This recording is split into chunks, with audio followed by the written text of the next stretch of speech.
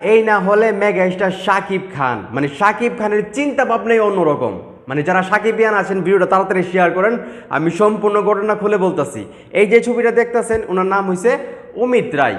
উনি কিন্তু বলিউডের যে কিং আছে মানে শাহরুখ খানের ডাঙ্কি মুভিতে সিনেমাটোগ্রাফার হিসেবে কাজ করেছেন, এবং এনিমেল মুভিটা কি পরিমাণ ব্লকবাস্টার হয়েছে আমরা কিন্তু সবাই জানি। রণবীর কাপুরের সেই এনিমেল মুভিতেও সিনেমাটোগ্রাফার হিসেবে কাজ করেছেন এই অমিত রায়।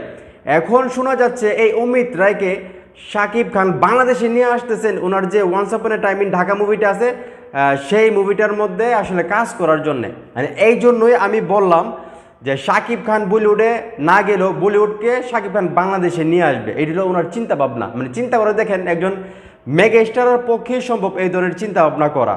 মানে আমার এখন শাহরুখ খানের কথা মনে পড়তেছে, শাহরুখ খান একবার বলেছিল আমি কেন হলিউডে যাব, হলিউডকে আমি আমার বলিউডে নিয়ে আসবো। ঠিক সেম টু সেম আমাদের মেগা স্টার শাকিব খানও কিন্তু একই কাজ করতেছেন। উনি বলিউডে না গেলেও বলিউডকে উনি নিয়ে আসতেছেন বাংলাদেশে, এটা কিন্তু বাংলাদেশের জন্য অবশ্যই গর্বের। তো শাকিব খান যারা আসছো তোমরা এই বিষয়টাকে কেউ দেখতেছো যে শাহরুখ খানের মুভি এবং রণবীর কাপুর মুভিতে যিনি সিনেমাটোগ্রাফার ছিলেন সেই অমিত রায় এখন আমাদের মেগা স্টার শাকিব খানের মুভিতে সিনেমাটোগ্রাফার হিসেবে কাজ করবেন। এটা কতটা গর্বের সেটা অবশ্যই কমেন্ট করে জানাবা, আর শাকিব খান হয়ে থাকলে অবশ্যই ভিডিওটা শেয়ার করবা।